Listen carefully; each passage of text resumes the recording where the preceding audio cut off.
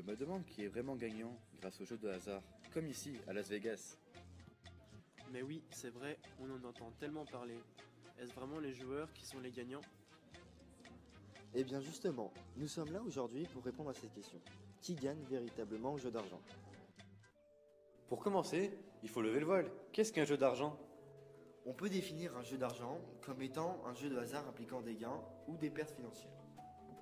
Ah d'accord, mais d'où ces jeux viennent-ils? Les plus anciennes traces de jeux d'argent datent de l'Antiquité. Pour être précis, 6000 avant Jésus-Christ. À cette époque, ils étaient principalement utilisés comme oracles. Ah mais ça a toujours existé. Tout ça m'a bien donné envie d'aller jouer.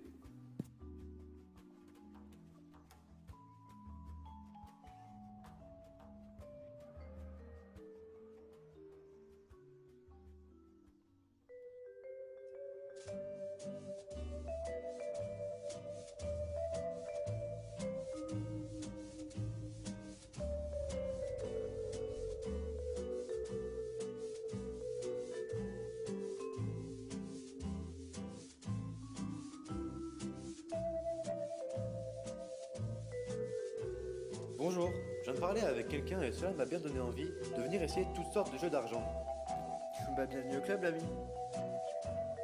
Vous êtes un habitué d'ici? Oui, j'ai l'habitude de venir jouer ici. Je suis prêt à parier que vous avez une quarantaine d'années. Et pourquoi cela? Car j'ai un ami scientifique qui s'appelle Dr Adrange. Il a fait une étude récemment sur le profit des joueurs de tout type de jeux d'argent. Tiens, quand on parle du loup, Bonjour, je suis Dr Adrange, sociologue. Ces 2 derniers mois, j'ai sondé un échantillon de 100 personnes en France, à Lyon, et j'ai comparé mes résultats avec ceux de l'INSEE. J'ai pu constater que 54% des interrogés ont entre moins de 18 ans et 18-24 ans. Parmi ces derniers, 33% ont tendance à jouer plus aux paris sportifs plutôt qu'à d'autres jeux d'argent. Les 21% restants, quant à eux, préfèrent jouer à la loterie par exemple.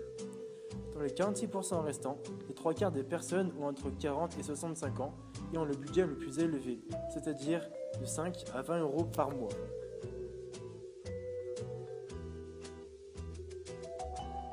on sait maintenant qui sont les joueurs. Mais pourquoi jouent-ils? Toujours parmi l'échantillon que j'ai pu étudier, l'appât du gain est la principale motivation. L'INSEE a réalisé une étude similaire à la mienne, mais à échelle nationale.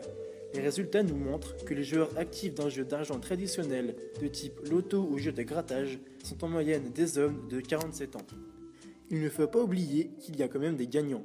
D'après une étude sur les rares gagnants du loto, que je n'ai pu faire car je n'ai pas eu la chance de rencontrer, au bout de 1 an, 50% d'entre eux se disent plus heureux. 48% ne ressentent pas de changement particulier, et enfin 2% se disent moins heureux. Maintenant, on connaît les consommateurs. Mais à chaque fois que je vais dans un point de vente, tout ce que je vois, c'est la FDJ. Mais ça c'est normal, car c'est une entreprise nationalisée à 75%. En fait, c'est un monopole. Oui, on retrouve ici un problème de la condition de fluidité du marché. Ah, donc si j'ai bien compris, l'État empêche toute concurrence. C'est ça, mais on peut mettre un bémol à cette situation, car depuis 2010, les entreprises de paris en ligne ont été légalisées en France. Cependant, elles subissent une taxe. Mais il faut bien comprendre que la part de marché de ces sites reste plutôt négligeable par rapport à la FDJ, PMU.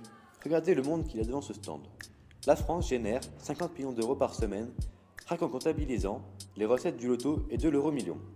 Même vous, si vous calculez ce que vous dépensez en jeu d'argent, vous verrez que ça atteint une somme extravagante. Car en moyenne, un Français dépense 2000 euros par an, pour un gain d'environ 400 euros par joueur. Mais si ces chiffres sont aussi élevés, c'est aussi car on nous encourage à jouer.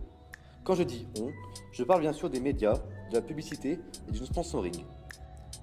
Dans les sports populaires, les sportifs eux-mêmes sont une sorte de vitrine à ces jeux. Prenons comme exemple une des meilleures équipes de football du monde.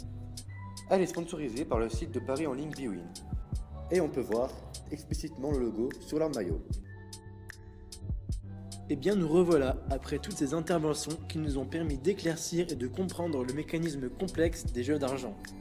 Nous avons étudié 4 axes majeurs, économique, social, politique, historique, qui nous permettent d'affirmer qu'aujourd'hui, l'État est le véritable gagnant des jeux d'argent.